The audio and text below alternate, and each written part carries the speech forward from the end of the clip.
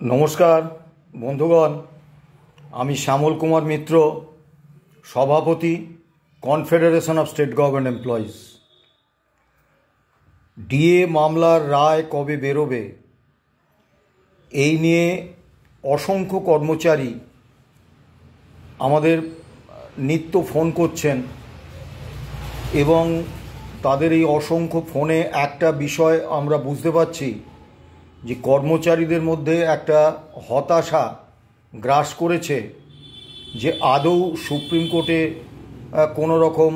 কোনো রকম খেলা হচ্ছে কি না, এই মামলার রায়টা আদৌ বেরোবে কি না এবং কর্মচারীদের কি হবে।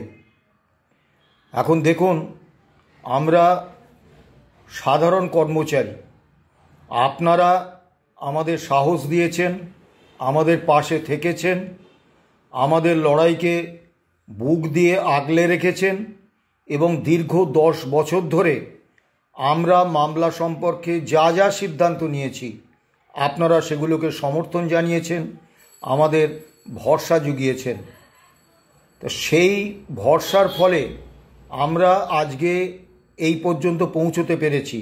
কিন্তু আদতে আমরা একজন সাধারণ কর্মচারী এবং আমাদের পক্ষে মহামান্য সুপ্রিম কোর্টের রায় কবে বেরোবে এটা জানার একমাত্র পদ্ধতি হচ্ছে যে সুপ্রিম কোর্টে অনারেবল জাস্টিস সঞ্জয় কারোল এবং অনারেবল জাস্টিস পি.কে. মিশ্রর বেঞ্চ কবে বসছে এবং সেই বেঞ্চ বসার পরে আমরা কজ লিস্ট এবং সাপ্লিমেন্টারি কজ লিস্টের দিকে খেয়াল রাখছি। সেখানে আমাদের মামলার নাম অর্থাৎ confederation of state government employees and others versus state of West Bengal and others এই নাম থাকলে আমরা জানতে পারবো যে ওই দিন আমাদের মামলাটা মাননীয় বিচারপতিদের বেঞ্চে উঠছে এবং রায়টা হবে। এর আগে আমাদের পক্ষে জানার কোনো সুযোগ বা কোনো সম্ভাবনা নেই, কাজেই আমরা বলতে পারছি না ঠিক কবে এই মামলার রায় বেরোবে। দ্বিতীয় যে বিষয়টা আমরা বারবার বলে এসেছি যে সরকার হচ্ছে মালিক, কর্মচারীরা হচ্ছেন শ্রমিক। সরকার এবং কর্মচারীদের মধ্যে সম্পর্কটা শ্রমিক মালিকের। স্বাভাবিকভাবে মালিক কর্মচারীদের প্রাপ্য দিতে, ন্যায্য বেতন দিতে আগ্রহী হবেন না। তা সে কারণে এই মামলাটা রাষ্ট্র শক্তির বিরুদ্ধে মামলা এবং রাষ্ট্র শক্তির বিরুদ্ধে যখন একটা মামলা হয় তখন অত্যন্ত স্বাভাবিকভাবে আমাদের অপেক্ষা করতে হয়, দীর্ঘ লড়াই করতে হয়। এবারে আসুন মামলার দীর্ঘসূত্রতা। ল কমিশনের 120তম রিপোর্ট সম্প্রতি প্রকাশ পেয়েছে। সেই রিপোর্টে বলা হয়েছে 1 লক্ষ প্রতি 1 লক্ষ জনসংখ্যায় বিচারপতি প্রয়োজন 50 জন। ভারতবর্ষে এখন আছে 21 জন। দেশে মামলা জমে আছে 5.5 কোটি।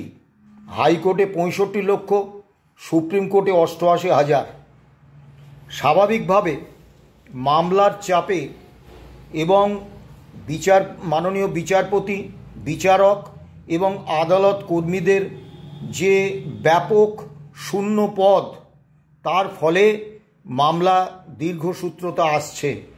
সেই 1993 সালে একটা সিনেমা বেরিয়েছিল দামিনী, সেখানে সানি দেওয়ালের প্রখ্যাত উক্তি তারিখ পে তারিখ আজও চলে আসছে। কাজেই আমাদের যতদিন না এই বিচার ব্যবস্থার আমূল সংস্কার হচ্ছে ততদিন পর্যন্ত এই দীর্ঘসূত্রতা আমাদের মেনে নিতে হবে, অন্য কোনো পন্থা নেই। এবারে আসুন মালিক, তার চরিত্র, সেই অনুসারে কিন্তু কর্মচারীদের কতটা বেশি শোষণ করা হচ্ছে সেটা নির্ভর করে। একটি ছোট উদাহরণ দিই। গত 4 অক্টোবর থেকে 24 অক্টোবর পর্যন্ত কোচবিহার থেকে নবান্ন এই দীর্ঘ 800 কিলোমিটার পথ হেঁটেছিলেন, পদযাত্রা করেছিলেন শিক্ষক শিক্ষাকর্মীদের একাংশ, তাদের দাবি ছিল ওয়েস্ট বেঙ্গল হেলথ স্কিমে তাদের অন্তর্ভুক্ত করা, এবং এই দাবিটা মেটাতে রাজ্য সরকারকে কোনো আর্থিক বরাদ্দ করতে হবে না, কারণ গত 16 বছরে এই স্কিমে রাজ্য সরকার ক্লেম মিটিয়েছেন 256 কোটি টাকার মতো, এবং প্রতি বছর আমাদের থেকে যারা এই স্কিমের অন্তর্ভুক্ত বছরে 6,000 টাকা হিসেবে তারা 134 কোটি টাকারও বেশি পায়। অর্থাৎ 2 বছরের প্রিমিয়ামের টাকায় 16 বছরের মেডিক্লেমের খরচ মিটিয়েও রাজ্য সরকারের ভাণ্ডারে কিছু অর্থ পড়ে থাকে, এবং 14 বছরের প্রিমিয়ামের টাকা রাজ্য সরকারের কাছে লাভ হিসেবে পড়ে থাকে। এটা একটা লাভজনক প্রকল্প।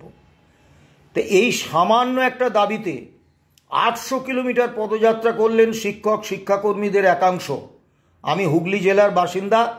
তারকেশ্বরে যারা জল নিয়ে যান বৈদ্যবাটি ঘাট থেকে, দূরত্ব হচ্ছে 35 কিলোমিটার। আমরা তার পরের দিন যখন অফিস আদালতে যাই, দেখি তারা ওই ট্রেনের মেঝেতে শুয়ে আছেন, বসে আছেন, পা ফুলে গেছে, ফোসকা পড়েছে, মুখে একটা অবর্ণনীয় যন্ত্রণার ছাপ। 35 কিলোমিটার হেঁটে তাদের এই অবস্থা হয়।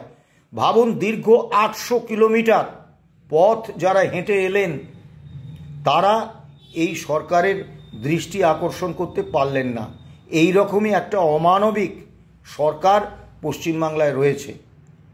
আপনারা নিশ্চয়ই জানেন, পঞ্চায়েতের একজন ট্যাক্স কালেক্টর 600 টাকা বেতন পান, মিড ডে মিল ওয়ার্কাররা 1666 টাকা বেতন পান, জীবিকা সেবকরা 8 বছর ধরে বেতন পাচ্ছেন না, বিভিন্ন পুরসভায় অস্থায়ী চুক্তিভিত্তিক কর্মীরা বেতন পাচ্ছেন না, স্থায়ী পদে কোনো নিয়োগ না করে কৃতদাস মালিক সুলভ আচরণে চুক্তিভিত্তিতে অস্থায়ী কর্মী নিয়োগ করে সরকারি কাজ চালাচ্ছেন, যাদের না দিচ্ছেন কোনো সামাজিক সুরক্ষা, না দিচ্ছেন কোনো ছুটি, না দিচ্ছেন কোনো মেডিকেল, নামমাত্র বেতন বা মজুরি সেটাও তারা পাচ্ছে না। তো এই রকম একটা ভয়ঙ্কর ভয়াবহ সরকার যখন আছে, তখন স্বাভাবিকভাবে আমাদের দাবি আদায়ে সমস্যা হবে, দেরি হবে। এবারে আসুন, আমরা কর্মচারীদের হতাশ হতে নিষেধ করছি। আপনারা 10 বছর আমাদের সঙ্গে ছিলেন, এবং রায় কবে বেরোবে এটা আমরা বলতে পারছি না, কিন্তু রায়টা যে কর্মীপক্ষের পক্ষেই যাবে সে সম্পর্কে আমরা কিন্তু যথেষ্ট আত্মবিশ্বাসী। এখন বলবেন কেন আত্মবিশ্বাসী? তার তো যুক্তি থাকবে। 31শে আগস্ট 2018 মহামান্য কলকাতা হাইকোর্ট রায় দিয়েছিলেন, DA is a legally enforceable right of the employees.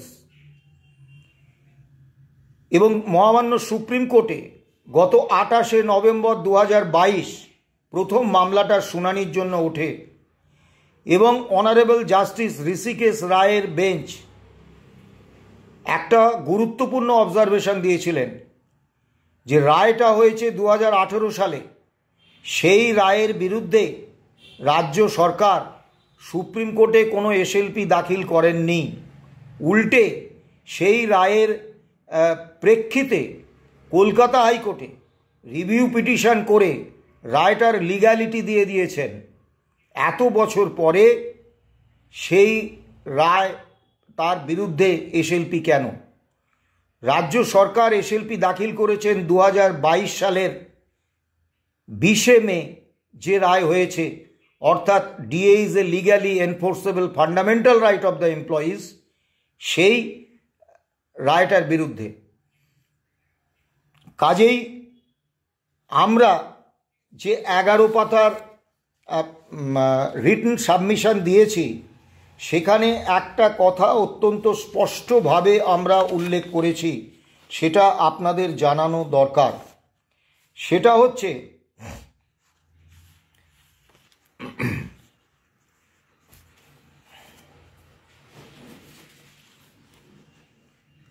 that no SLP was preferred by the state and findings of the judgments dated 31st/08/2018 and 07/03/2019 became final and binding on the aforesaid issue. অর্থাৎ DA is a legally enforceable right of the employees. এই রায়টা supreme কোর্টের যে রায়ই হোক, এটা কিন্তু already আইনগতভাবে বলবৎযোগ্য, legality পেয়ে গেছে। সুপ্রিম কোর্টে এখন বিচার্য বিষয় দুটি, একটি হচ্ছে যে ফান্ডামেন্টাল রাইট কি এটা, আর 2 নম্বর হচ্ছে all India consumer price index মেনে ডিএ দেয়াটা, এটাই হচ্ছে তাদের কোর ইস্যু। সুপ্রিম কোর্ট এটাই বলেছেন। এবারে আসুন, সুপ্রিম কোর্ট যে ইন্টারিম অর্ডারটা দিয়েছেন জাস্টিস সঞ্জয় কারোল এবং জাস্টিস সন্দীপ মেহতার বেঞ্চ, সেই রায়ের একটা অংশ আমি একটু তুলে ধরছি। We are of the considered view that the petitioner state should release at least 25% of the amount due and payable to all the employees in terms of the impugned judgment dated 20/05/2020 passed by the High Court at Calcutta in WPST number 109/2020 titled The State of West Bengal and Others versus Confederation of State Government Employees and Others, and order dated 22/09/2022 in can number 1/2022 within a period of 6 weeks from the today. এই যে নির্দেশটা মহামান্য supreme court দিয়েছেন, তাতে কিন্তু বলে দিয়েছেন, স্পষ্টভাবে বলে দিয়েছেন যে 2022 সালের 20শে মে মহামান্য কলকাতা হাইকোর্ট যে রায় দিয়েছিলেন এবং 22/9/2022 স্যাট যে রায় দিয়েছিলেন, সেই রায়ের প্রেক্ষিতে কর্মচারীদের যে প্রাপ্য সেটার 25% মিটিয়ে দিতে, অর্থাৎ amount due and payable to the employees, due and payable. অর্থাৎ সুপ্রিম কোর্ট কিন্তু এই ইন্টারিম অর্ডারে স্বীকৃতি দিয়ে দিয়েছেন যে এই ডিএর টাকাটা আমাদের বকেয়া এবং এটা আমাদের পেয়েবল, অর্থাৎ এটা আমাদেরকে দিতে হবে।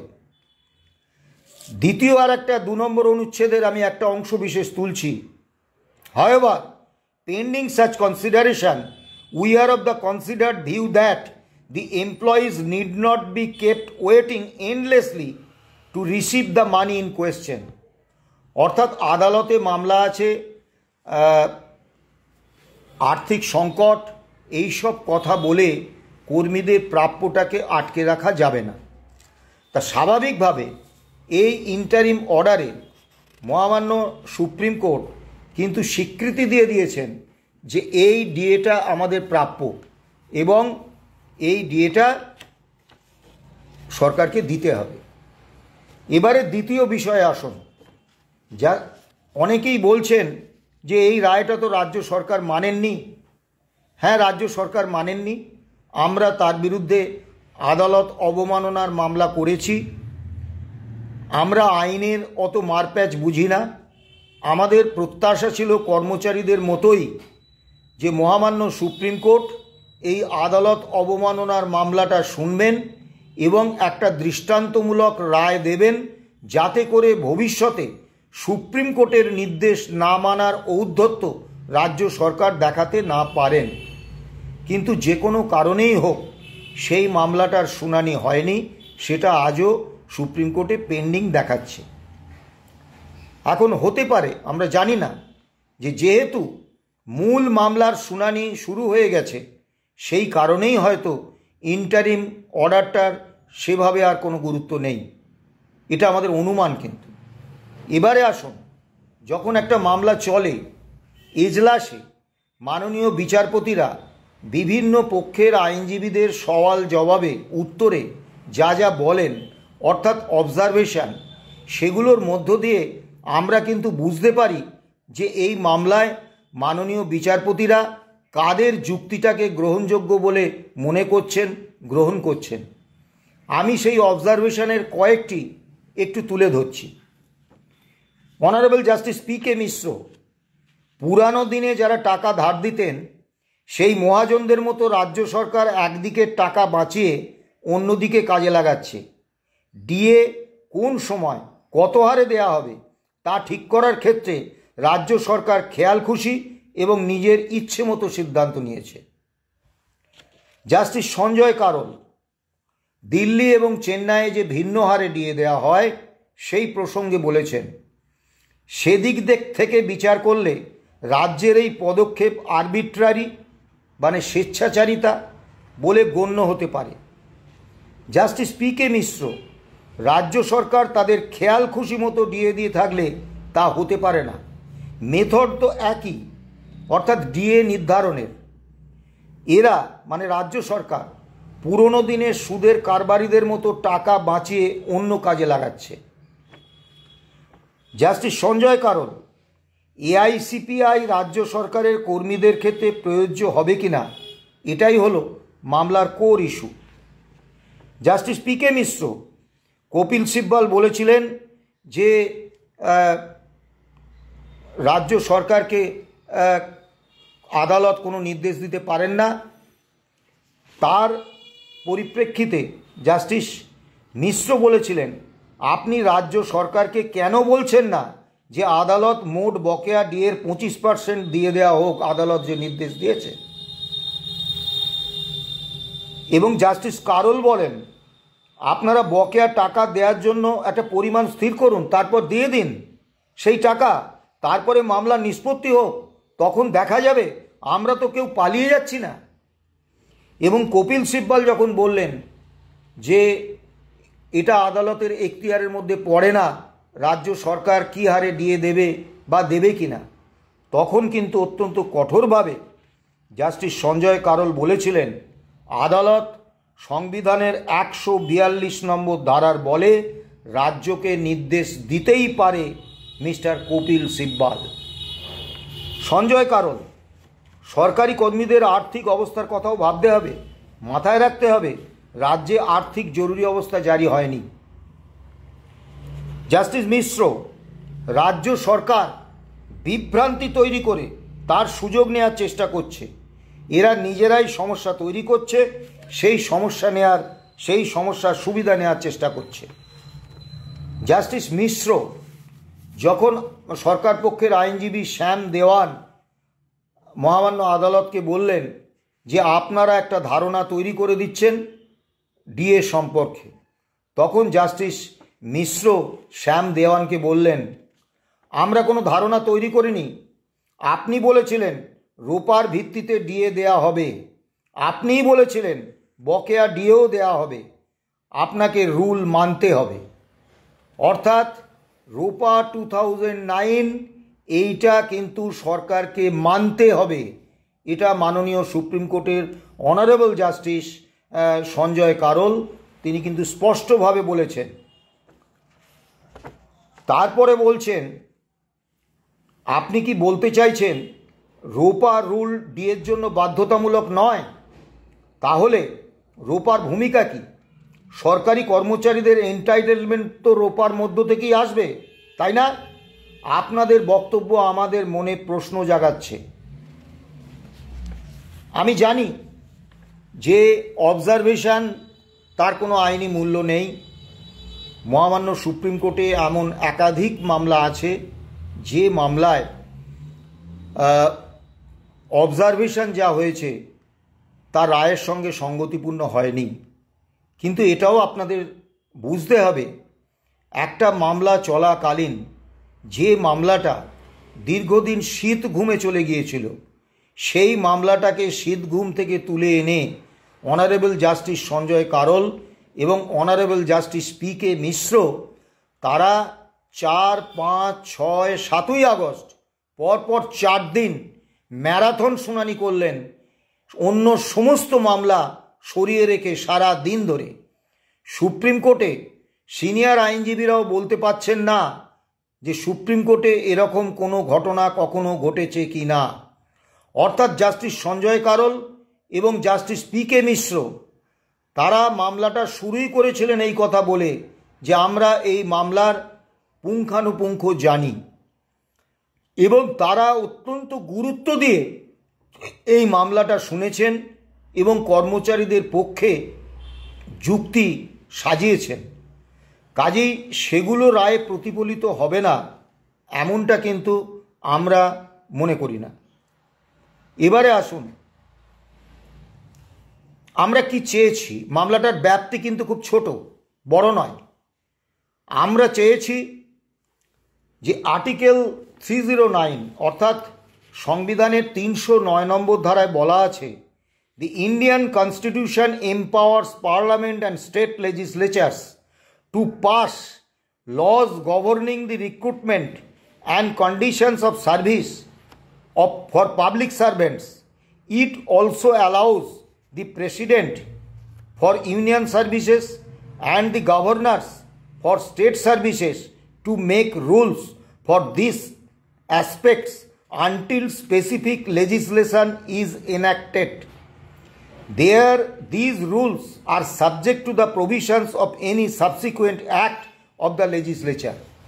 অর্থাৎ সংবিধানের 309 নম্বর ধারায় অত্যন্ত স্পষ্টভাবে বলা আছে, রাজ্য এবং কেন্দ্রীয় সরকারি কর্মচারীদের বেতন ভাতা, তাদের অধিকার, এইসব সম্পর্কে রুল তৈরি করবে সংবিধানের 309 নম্বর ধারায় কেন্দ্রীয় কর্মীদের ক্ষেত্রে পার্লামেন্ট বা সংসদ, রাজ্য কর্মীদের ক্ষেত্রে বিধানসভা অর্থাৎ কেন্দ্র সরকার বা রাজ্য সরকার।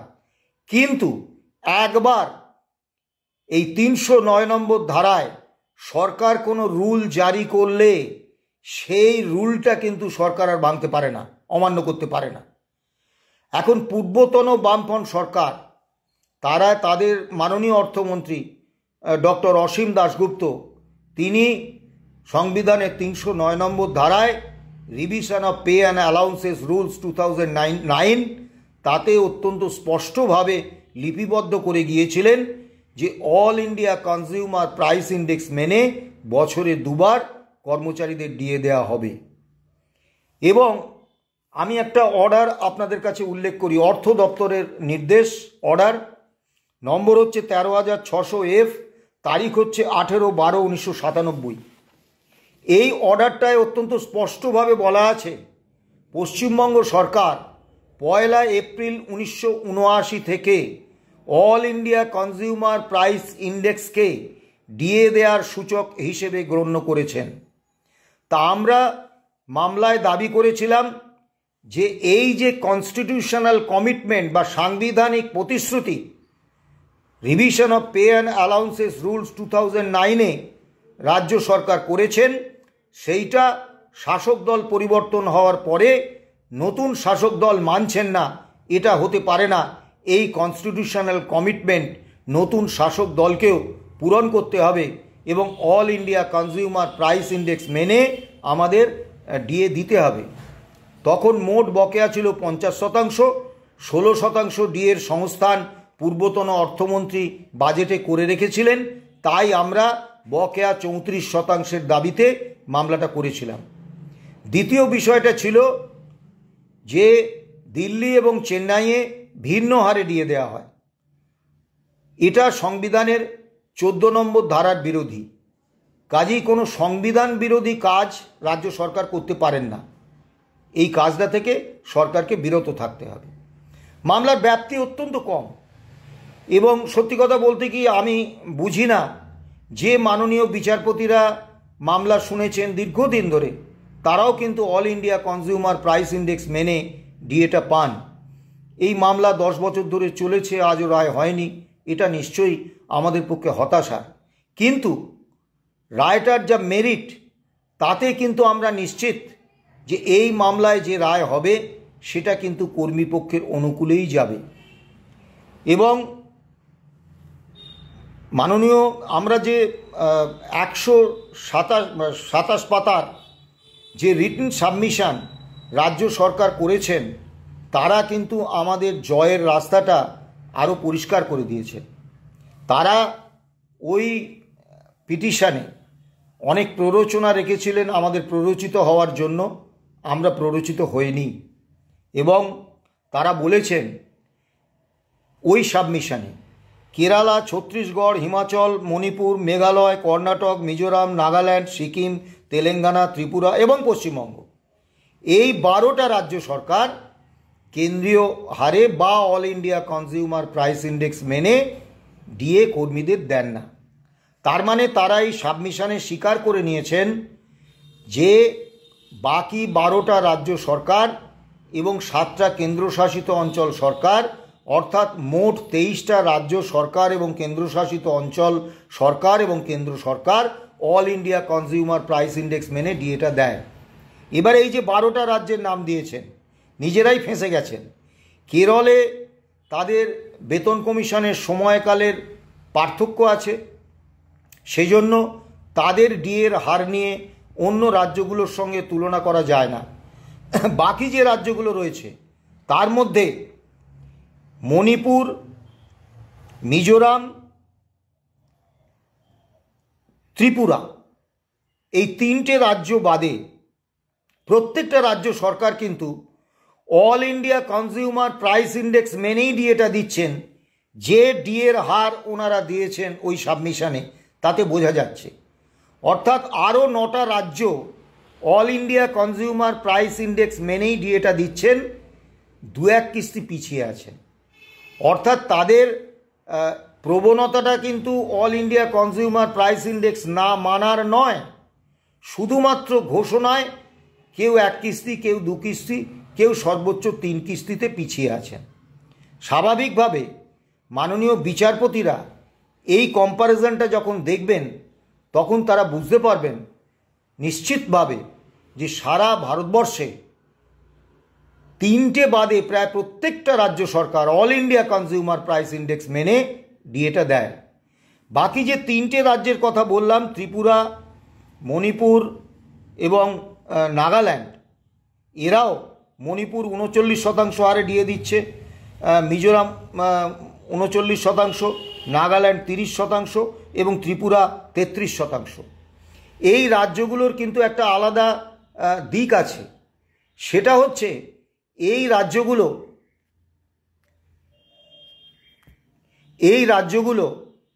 তাদের পাহাড়ি রাজ্য, তাদের নিজস্ব রিসোর্স আয় কার্যত নেই।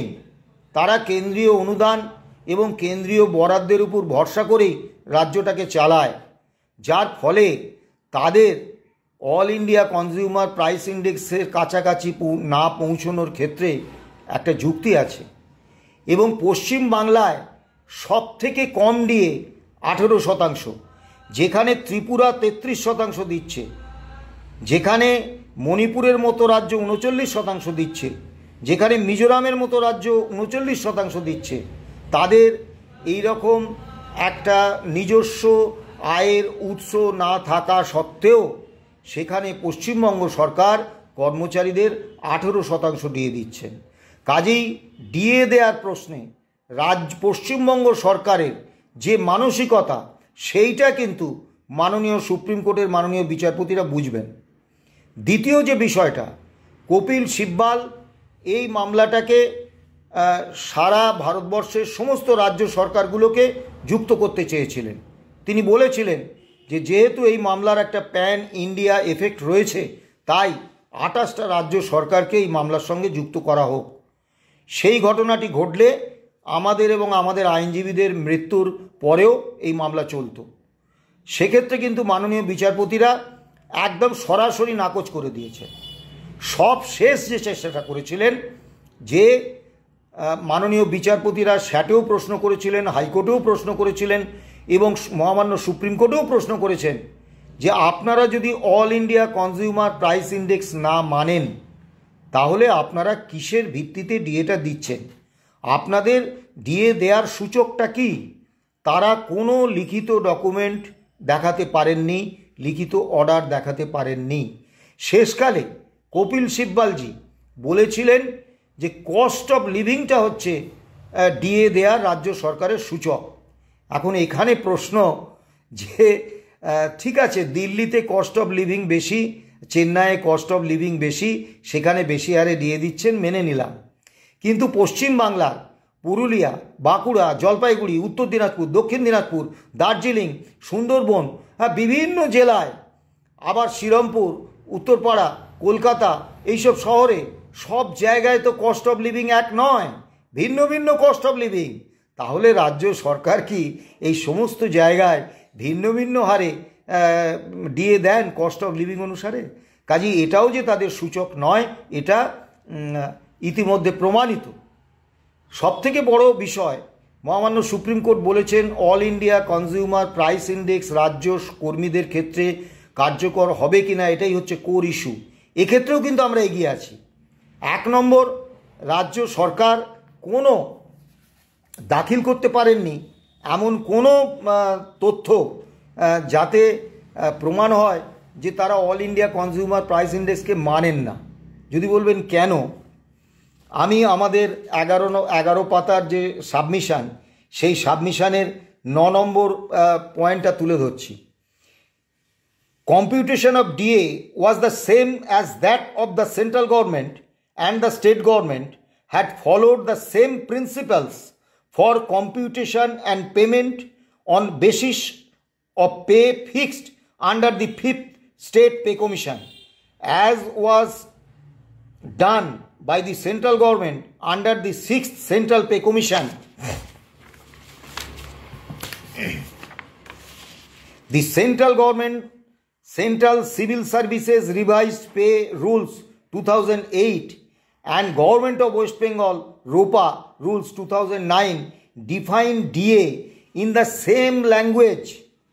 There is no difference in letter and spirit, and both government follow the same index, that is All India Consumer Price Index, and the definition is also the same.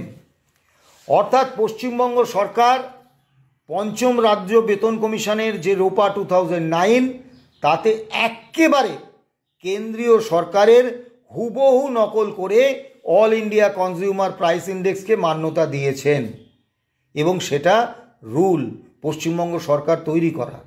দ্বিতীয় বিষয়, তারা 1 এপ্রিল 1979 থেকে all India consumer price ইন্ডেক্সকে মান্যতা দিয়ে এসেছেন। তৃতীয় বিষয়, সর্বশেষ যে 6th পে কমিশন রাজ্য সরকার বার করেছেন, যেখানে ডিএকে অধিকার বলা হয়নি কর্মচারীদের, সরকারের দয়ার দান বলা হয়েছে, সেই মানে নিন্দনীয় বেতন কমিশনের রিপোর্টটাও কিন্তু, বেতন কমিশনটাও কিন্তু কাজ করেছে all India consumer price index 1982 = 100 ধরে। আবার দিল্লি, চেন্নাইয়ে তারা all India consumer price index মেনে দিয়ে দিচ্ছেন। তা একটা রাজ্য সরকার, সে কিছু ক্ষেত্রে all India consumer price index মানবে, কিছু ক্ষেত্রে মানবে না, এটা কিন্তু হয় না। এবং বর্তমান শাসক দল আসার পরেও যে অল ইন্ডিয়া কনজিউমার প্রাইস ইন্ডেক্সকে তারা মান্যতা দিয়ে চলেছেন, সেটা কিন্তু প্রমাণিত। কাজেই আমরা আশা করতেই পারি যে all India consumer price index মেনে ডিএ দেওয়াটা যে আমাদের অধিকার, সেটা সুপ্রিম মান্যতা পাবে। বড়জোর ফান্ডামেন্টাল রাইট কিনা, এই ব্যাপারে আমাদের কিঞ্চিত দুশ্চিন্তাগ্রস্ত থাকতে হতে পারে। খুব বেশি হলে এই ফান্ডামেন্টাল রাইট শব্দটার সঙ্গে, শব্দযুগলের সঙ্গে আমাদের কম্প্রোমাইজ করলে হতে পারে। কিন্তু DA is a legally enforceable right of the employees, এবং 2009 রোপা অনুসারে জুলাই 2009 থেকে ডিসেম্বর 2019 পর্যন্ত বকেয়া DA all India consumer price index মেনে, এবং all India consumer price index মেনে ডিএ দেওয়া, এইটার সম্পর্কে আমরা কিন্তু চূড়ান্ত আত্মবিশ্বাসী। কাজেই কর্মচারীদের হতাশ হওয়ার কোনো কারণ নেই। আর দেরি হচ্ছে, কি করবেন বলুন? এটাই তো পদ্ধতি। মামলা প্রথম গেছে জাস্টিস ঋষিকেশ রায়ের বেঞ্চে, তারপরে গেছে জাস্টিস দীনেশ মাহেশ্বরীর বেঞ্চে। তারা মামলাটা শোনেননি, কোনো কারণ ছিল না। তারপরে জাস্টিস দীপঙ্কর দত্ত তিনি বললেন মামলা শুনবো না। কেন না, সমাজ মাধ্যমে নাকি কে কী সব লিখেছে, আর কোনো একজন রাজনৈতিক দলের নেতা তিনি নাকি কী সব বলেছেন। আচ্ছা, সমাজ মাধ্যমে তো এটা গণতান্ত্রিক অধিকার মানুষের লেখার, তো যে কেউ যে কিছু লিখতেই পারে, তার জন্য একজন মাননীয় বিচারপতি মামলা শুনবেন না, মামলাটা পিছিয়ে যাবে, এটা একটা অজুহাত। কিন্তু এই দীর্ঘ তারিখ পে তারিখ সংস্কৃতির পরে জাস্টিস সঞ্জয় কারোল এবং জাস্টিস সন্দীপ মেহতার বেঞ্চ, তার ঠিক পরেই জাস্টিস সঞ্জয় কারোল এবং জাস্টিস পি কে মিশ্রের বেঞ্চ, তারা কিন্তু অত্যন্ত গুরুত্ব দিয়ে